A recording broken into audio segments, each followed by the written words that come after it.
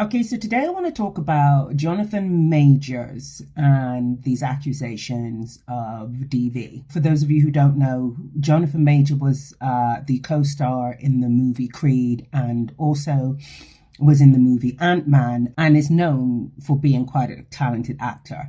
But a couple months ago, he was accused of domestic violence. And whilst the trial has just started, we don't know whether he's innocent or guilty. I want to take this opportunity to clear up a lot of misinformation I see coming up about domestic violence as a result of the situation. So let's get into it. First of all, there's history, meaning he has a history of domestic violence. Now, again, I'm not here to say whether he did or didn't do what he's being accused of doing. And I would say leave it to the courts to decide. But quite frankly, I don't believe that a lot of the time they're very good at identifying domestic violence either, to be fair. But that's another story. So the first point I want to make out is this history. He has a history of domestic violence. Now, a lot of people tend to think of this as history being solely in the past, but this doesn't apply when it comes to domestic violence. In fact, if a person has a history of violence, it tends to predict future incidents of violence. Okay, so we need to bear that in mind and we need to stop dismissing it. If a person has a history of domestic violence and doesn't get help for it, and sometimes even if they do go to therapy for it, the chances are he's going to continue to be violent, because the stats show that only 5%, if that, even when they go to therapy, actually change their behavior. So if that's the outcome and the effectiveness of therapy, think of the possibility of them actually changing their behavior without therapy. Yeah, it's pretty slim, right? And that's my point. So like I said, they're more likely to continue their behavior, continue the violence. Now, that violence might shift. It might shift from physical violence to being emotionally violent or sexually violent or financially. Whatever form it takes on, there's going to be some form of violence moving forward. Okay? I think that's very important for us to understand when it comes to abusers and domestic violence. Okay?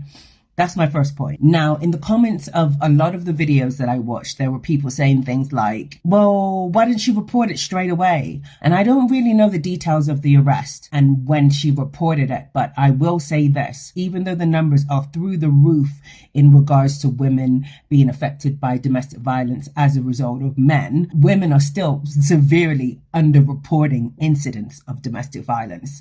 So there's that. A lot of the time they don't report incidents because they just want to forget about it. They want to sweep it under the carpet. Maybe they have fear. They don't want to actually leave the relationship. They don't want the fuss. There are a lot of reasons besides it not happening why a woman would not report straight away or at all. Okay, so there's that. And then there were other people in the comments saying things like she was seen acting crazy whilst he was actually quite calm, which proves that he's not the aggressor in the situation. Now, I want to highlight here that abusers are masters at maintaining their public image. Masters at maintaining their public image. And they're also experts at pushing your buttons so that you blow up. Sometimes they do this to justify beating the crap out of you, which is what they wanted to do in the first place. And sometimes it's just to support a narrative for the public, a narrative of you being crazy, unhinged, whatever the case might be. My point is, since this is a case of domestic violence, it is important that these things are considered, because a lot of the time, in the case of an abusive manipulator, what is seen and what is experienced isn't what is actually happening. So we have to be very, very careful at oversimplifying situations when it comes to domestic violence cases. Very, very careful. I cannot stress this enough. Okay. Now, there are people saying, well, the fact that she recounted her statement proves that she was lying and he's innocent. This could very well be. But then again, it could also be that he found a way to pressure her, guilt her, or love bomb her into dropping the charges. She could have chickened out. She may have even started doubting her own experience. Because here's the thing, domestic violence causes a traumatized brain. And the problem with a traumatized brain is it creates inconsistencies and gaps in your own memory. That, paired with the fact that she'd been drinking and maybe even a little bit of pushback when she tried to tell her story or give her statement, could have caused her to second guess her own mind and recant her statement. This is also quite feasible when it comes to domestic violence. So just because she recounts her story doesn't mean it didn't happen, is the bottom line. Okay, so we have to be very careful, again, about oversimplifying the situation when it comes to domestic violence, because it's just not that simple. It's just not that black and white. It's not that simple. So we need to be very, very careful, because this exact thing happened with a bunch of great victims during police investigation, which resulted in all of them recanting their statements, and some of them even doing time for lying when in fact they were actually great. In one of the cases, the person that was accused of the grape wasn't even questioned. And when the police officer was asked why he wasn't questioned, his response is, he didn't want to be questioned. Like, seriously? Seriously. This is in 2017, the height of the Me Too movement. So that myth about women always being believed due to the Me Too movement is also ridiculous and inaccurate. Okay, because this was going on during the height of that movement. Women were being confused and pressured into recanting their statements and then jailed for lying. That went on within the legal system at the height of the Me Too movement. I'm not saying that women are not believed. There is still bias towards women for very good reason when it comes to domestic violence, but it is still very much not smooth sailing for any woman to report domestic violence or any kind of assault. It's not. Even in the best case scenarios, women still have to be questioned and treated as though they are not telling the truth in order for an investigation to go ahead. So it's not as simple as we believe you, tell us our story and we're going to lock this person up. That is not what happens. And it's important that we acknowledge that. Another myth is that women are out here making false accusations left, right, and center. It's a change in the times. And because we have this bias, we're taking advantage of it and we're just punishing men for absolutely no reason. This is not the case. In fact, less than 2% of all accusations by women are found to be false. Less than 2%. So let's stop doing that. Let's stop telling each other that women are using this bias as some sort of weapon. And the cases in which people are doing that are less than 2%. Times may be changing, but false accusations are still very rare. As some are saying, the fact that Meagan Good is standing by her man is proof that he is innocent.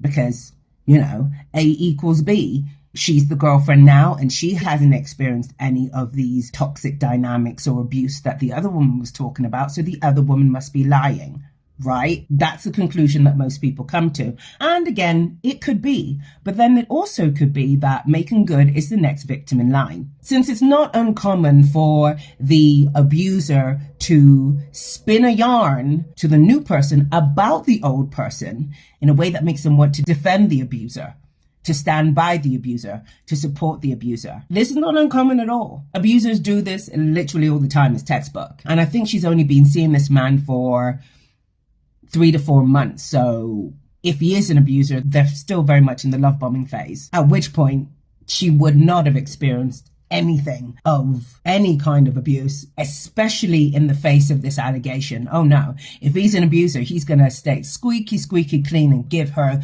the literal best performance of his life in order to support the fact that he's innocent, even though he knows he's dead right guilty. Now, this is if he's an abuser. I'm not saying he is. I'm just saying, let's take a moment to think of what an abuser might do in that situation. And that's what an abuser would do in that situation. They'd be given the best performance in order to manipulate public opinion and clear their own name. That's what they're going to do. A lot of people say that she's stupid for doing this. But from a DV point of view, to me, putting yourself and your career on the line the way that she's doing for a guy she's been dating for only 3 months screams love bummed codependent to me, but I could be wrong. Time will tell, and hopefully the courts will be able to decipher, because like I said, the courts are not always the most reliable source either. In these types of situations, you've got to have quite a robust knowledge of domestic violence in order to be able to read between the lines. And sometimes the court system doesn't even allow for those lines to be read between. So these are the problems with our justice system at the moment. It can be easily manipulated by abusers, and often is. That's the reality of what we're dealing with. Women are often arrested after incidents in which their partner was domestically violent. This is just the way the legal system is at the moment. We have it, and we just try to work with it the best that we can. Right? Now, the lawyers say that they have video evidence that supports that he was completely innocent. And my questions are these. Okay, so does this video evidence have audio? They say they have witnesses. And my question to that is, what did they see, and were they able to actually hear the conversation as well? But then even with that, even with a witness who can hear a conversation from beginning to end, it still will require a level of discernment when it comes to domestic violence. Because at the end of the day, an abuser can say something to you that sounds completely reasonable to the general public, but then has a different, more private, more hurtful meaning to you personally. This is called dog whistling. And it's called this because only you can hear the insult. Only you can hear the slight. A lot of abusers use this tactic to get their targets going in public so that they appear crazy. So even that cannot be taken at face value. Now, I'm not saying whether he's guilty or whether he's innocent, but what I am saying is there are a lot more things to consider when it comes to DV cases, because especially with the more advanced abuser, what we're seeing isn't necessarily what is happening. That's what I wanted to share with you guys today. I hope you found that helpful. Let me know your thoughts about what I've said here in the comment section below. Let's share our points of view, each one teaching one, so that we can get a better understanding of toxic and abusive dynamics. And if you like this video, give it a thumbs up. Share it out to anyone you feel could really benefit from this message. Let me know your thoughts in the comments, and let's keep this conversation going. And until the next time, live boldly, live empowered, live from the inside out. Bye for now.